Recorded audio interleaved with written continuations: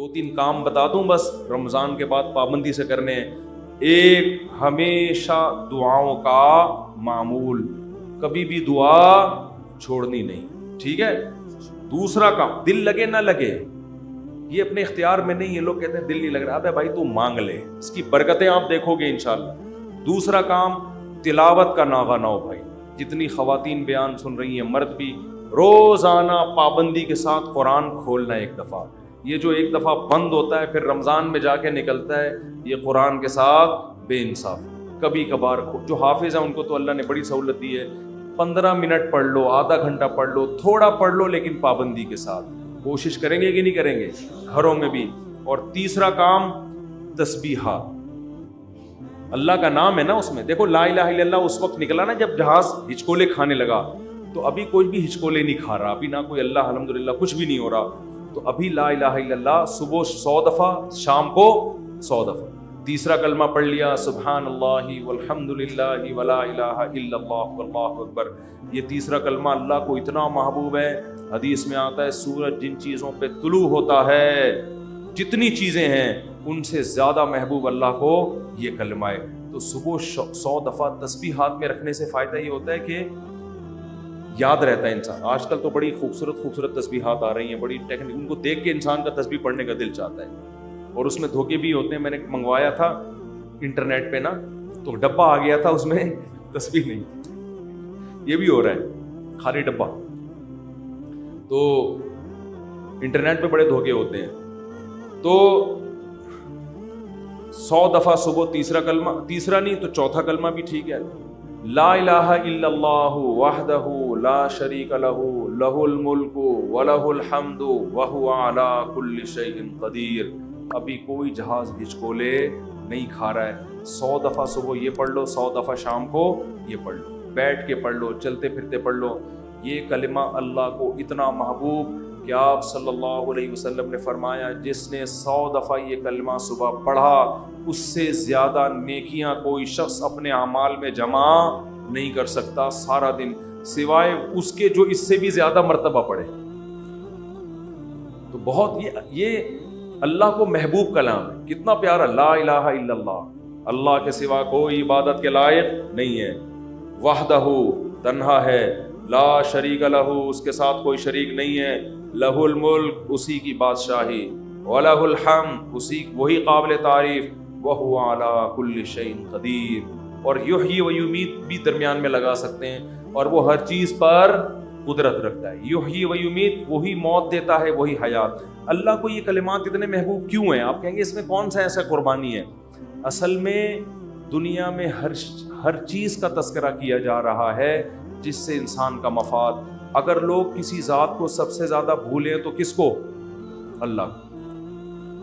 جو چیز مارکیٹ میں شارٹ ہوتی ہے اس کی ویلیو بڑھتی ہے. اللہ کو پتہ ہے کہ دنیا میں امریکہ کا نام لینے والے بہت, پیسہ کا نام لینے والے بہت, عزت شہرت کے بھوکے بہت, اللہ کا نام لینے والے مارکیٹ میں شارٹ. اور اگر اللہ کا نام لے بھی رہے ہیں تو اپنے فائدے کے لیے. آپ نے صرف اللہ کو راضی کرنے کے لیے ان تسبیحات کی پابندی کرنی. حدیث میں آتا ہے, بخاری کی حدیث ہے, کلیمتان خفیفتان علی اللسان ثقیلتان فی المیزان حبیبتان الی الرحمن. کیا خوبصورت کلام ہے. فرمائے 2 کلمے ایسے ہیں زبان پہ بہت ہلکے, ترازو میں بہت بھاری, اور الرحمن کو بہت محبوب. وہ فرمایا سبحان اللہ و بحمدہ سبحان اللہ العظیم. تو چلتے پھرتے انسان یہ پڑھ لیا کرے, اور کوئی مقصد نہ ہو کہ میں یہ وظیفہ پڑھوں گا تو میری شادی ہو جائے گی, میرے بچے ہو جائیں گے, اور وہ ماموں نہیں مجھے کہیں گے ان کے بچے.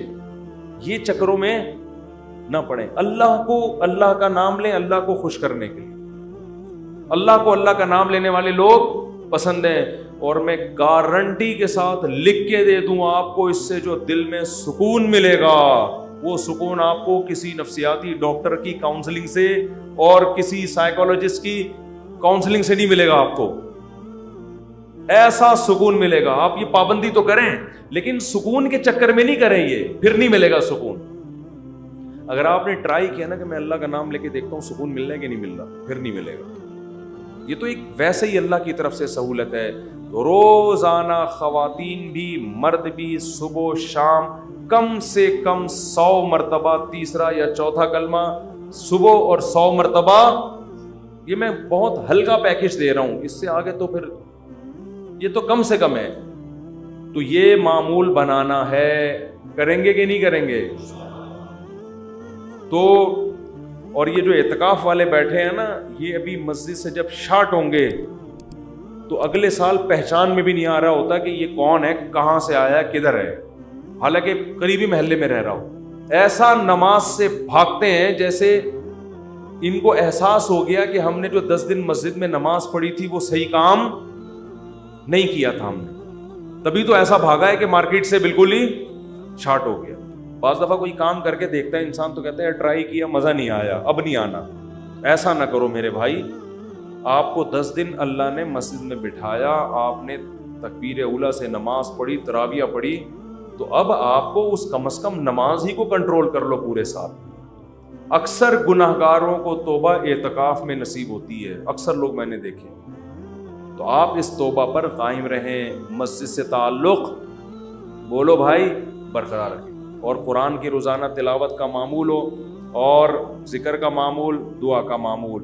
یہ 3 معمول گھروں میں پابندی سے بنانے, مردوں نے بھی اور خواتین کے جو ایام ہوتے ہیں جن میں وہ مینسز سے ہوتی ہیں, اس میں صرف تلاوت نہیں کر سکتی, وہ دعا بھی مانگ سکتی ہیں اور تسبیحات. اس تسبیح میں 10 دفعہ درود شریف اور استغفار کا بھی اضافہ کر لیں.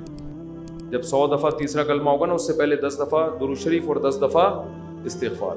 تو یہ معمول بنائیں, اس سے انشاءاللہ سکون ملے گا. قرآن کہتے ہیں الا بذکر اللہ تطمئن القلوب, اللہ فرماتے ہیں اللہ کے ذکر سے دلوں کو سکون ملتا ہے.